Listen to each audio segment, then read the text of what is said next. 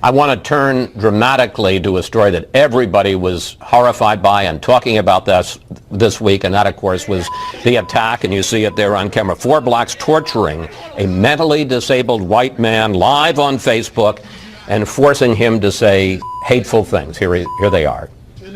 What? Donald Trump. White people, what? Juan, I was thinking about this yesterday. I'm not sure what to ask you, except how on earth can this happen? Well, it's just shocking, and it's primitive, it's savage, and you know, on a very emotional level for me, it scares me that people can behave in this manner to each other and then put it on tape for broadcast. On tape live. Yeah, well, I mean, what I meant was broadcast it out, right? So, I think to me, it stirs up racial tensions, already hot from the campaign rhetoric of Donald Trump about the Mexicans and the women and all the rest. And we live in a society now where immediately the strong response online was to tie this somehow into Black Lives Matter, and you see this from the white nationalists who seem excited by Trump's election, to say that this is evidence of black racism, as if that would therefore legitimize acts of white racism.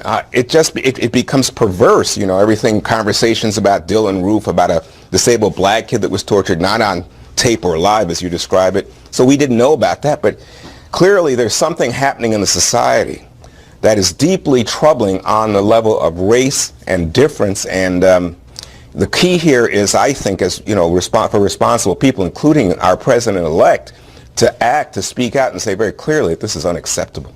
We asked you for questions for the panel, and we got a lot of responses about this, including this on Facebook from Roddy Spaniel Shelley. Why is it more important to focus on politics in the crime than race? It was a racial hate crime. Say the words. It's finally time to call it what it is. Michael, how do you answer Roddy? Well, I think this is the problem with hate crimes legislation in the first place. Look, what is problematic in the video that you saw is that it is despicable, and it is torturing of a mentally disabled person.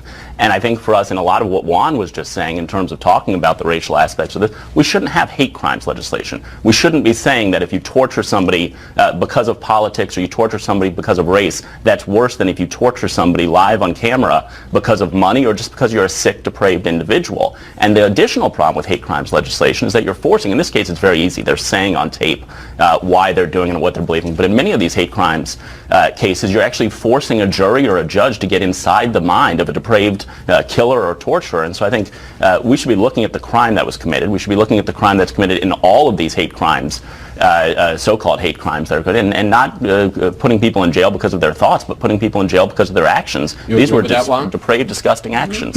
You know, I think there's an added element that, you know, when you have people who are taking actions because of your race, religion, faith, ethnicity, immigrant status, whatever. And the whole idea behind hate crime legislation was that it would be additionally punitive. And I think these people should be punished to the absolute and fullest extent of the law. Somebody had paid money to these guys once. So if somebody had just paid money to these guys and said, hey, I think it'd be really amusing to have a video on TV about this, that would have been less bad than in this case. No, because it's the treatment of a guy who was a friend and who was mentally disabled, and that's the point. But if, I mean, when you come to a Dylan Roof killing, was it 9 or 10 black people in the church, again, I think your point is it's the action that counts. But I think when you add the racial element into it, I think it does factor in. It's a legitimate factor. Next segment, 30 seconds. I think there's a great point to be made about the aggravating factors of the hate crime. But Juan, in answering the question, we're all horrified by this. It's evil, depraved. But you mentioned white nationalists excited about Trump, and you mentioned Trump's comments about Mexicans. This is just an evil act. I mean, to throw in Obama, I would agree with you even. The whole Black Lives Matter conversation, who knows what that might have had an effect on it. But to mention Trump in the conversation about what they did, to me, just is completely off base. They mentioned Trump, Laura. Right, but they mentioned Trump negatively. You're also mentioning Trump negatively. I don't think there's any question that there's racial tension around the comments that Donald Trump has made in his campaign. And none of it was affected at all by what Barack Obama has done. You're stealing time from yourself in the next segment, and we need to get to it. Hands up, don't shoot. Folks, you can all continue this conversation during our break. We need to take a break here. When we come back, our Sunday group gives us their predictions on all sorts of subjects for 2017. You won't want to miss it, I promise.